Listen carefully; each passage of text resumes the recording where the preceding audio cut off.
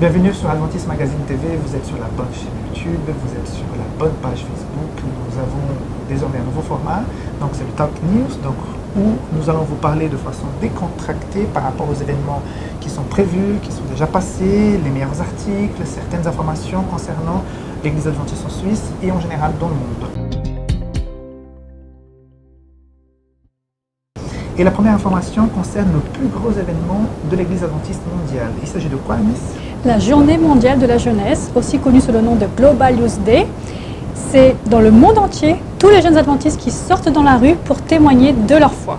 Oui, cette journée est connue pour être appelée « Sois le serment ». Nous sommes invités à quitter nos églises et pendant toute la journée ou toute l'après-midi, sortir dans la rue pour aller à la rencontre de la population en partageant notre foi d'une façon assez différente, innovante, gaie, joyeuse. Et c'est ça qui va se passer du côté de la Suisse romande aussi, sur 3 sites différents, donc sur Genève. Et pour parler des activités prévues ça va après-midi à Genève, nous allons maintenant aller à Genève avec le pasteur qui est responsable, Fruit Brass.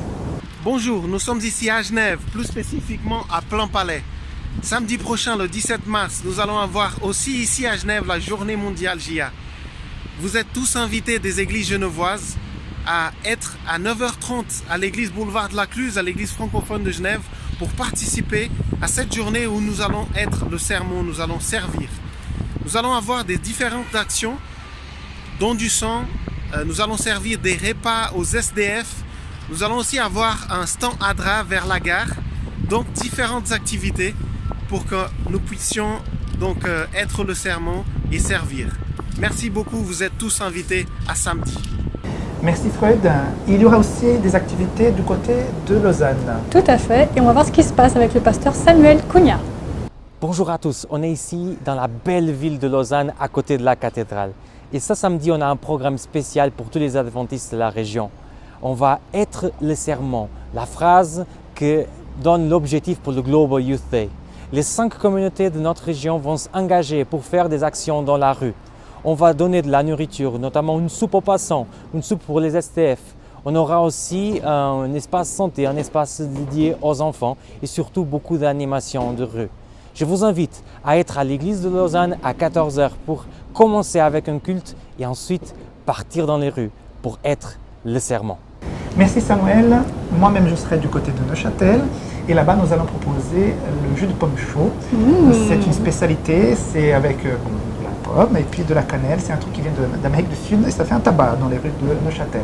Donc, rapprochez-vous de Genève, Lausanne ou Neuchâtel pour participer au Global Youth Day. Voici le t-shirt qui vont porter tous les volontaires.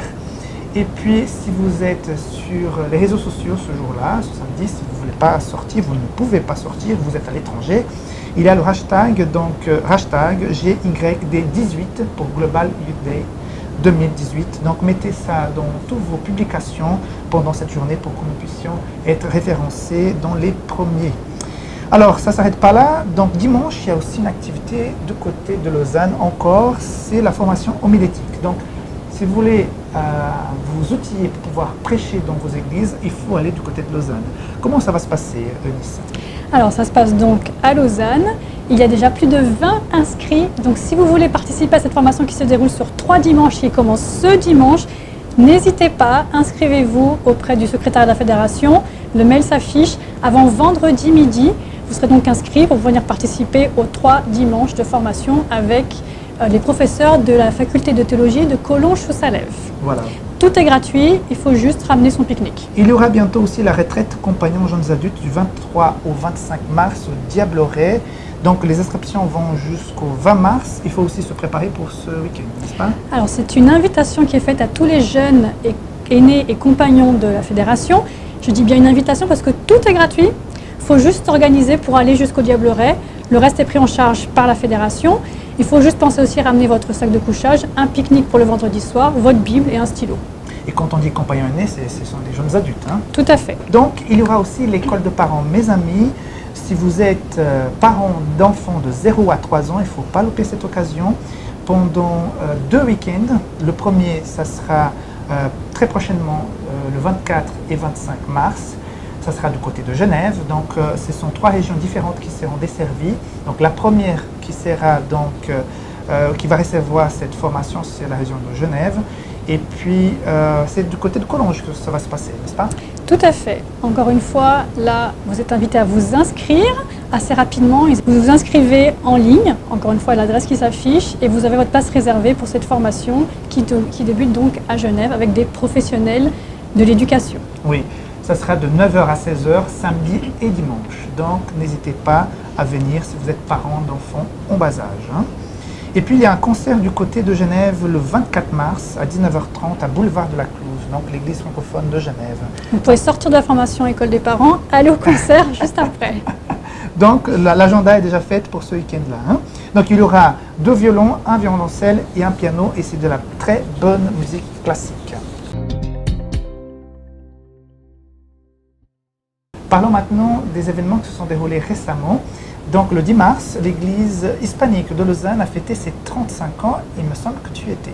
Tout à fait, c'était un moment assez émouvant de voir plein de personnes très différentes, d'âges très différents, qui se sont réunies pour fêter les 35 ans de l'église, des personnes qui ont participé à la naissance et à l'évolution de l'église, qui est actuellement l'église hispanique de Lausanne. Cette communauté vient tout juste de changer de nom parce qu'elle s'appelait Église Latinos, maintenant c'est l'église hispanique.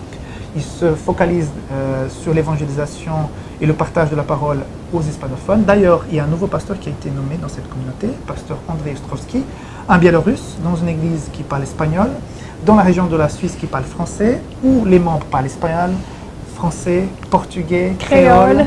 Donc il y a un beau mélange dans cette communauté. Il faut de temps en temps passer pour rendre visite.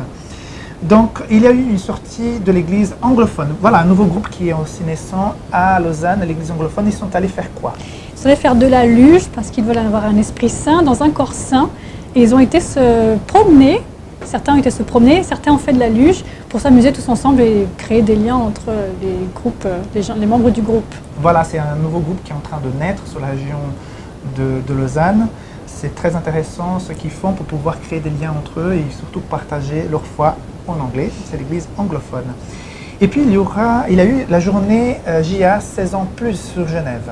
Tout à fait. Une première, un culte réservé aux jeunes de plus de 16 ans. Le samedi matin, un culte que pour eux qui a lieu à Genève, où tous les jeunes de la région étaient invités, mais ça s'est passé à Genève. Ok. Par rapport à des articles internationaux, nous avons appris tout récemment qu'une foudre s'est abattue sur une église au Rwanda qui a tué 15 personnes. Tout à fait. Ils étaient 140 dans la chapelle en train de célébrer le culte du samedi matin.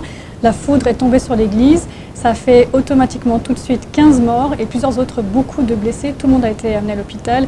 Certains sont encore à l'hôpital dans un état un peu critique pour certains. Donc nous pouvons prier pour nos frères du Rwanda. Vous connaissez la généalogie de Jésus? John Grass, qui est notre responsable de liberté religieuse, il a écrit un article concernant la généalogie de Jésus. Tu savais qu'il y avait quelques femmes dans la généalogie de Jésus? J'étais au courant. J'étais au courant, c'est bien. Donc, si vous voulez découvrir davantage par rapport à cette généalogie assez spéciale, n'hésitez pas donc à lire cet article sur notre site. Et du côté des articles les plus lus le mois de mars 2018, nous avons 3 qui nous ont surpris.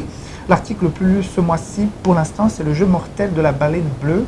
Je ne sais pas pourquoi, je pense que plusieurs personnes l'ont partagé sur les réseaux sociaux. D'ailleurs, je vous invite, si vous aimez un article, partagez-le parce que plusieurs personnes pourront être bénéficiées. Il y a aussi le témoignage de Cécile Béal qui a pas mal été visité ce mois-ci.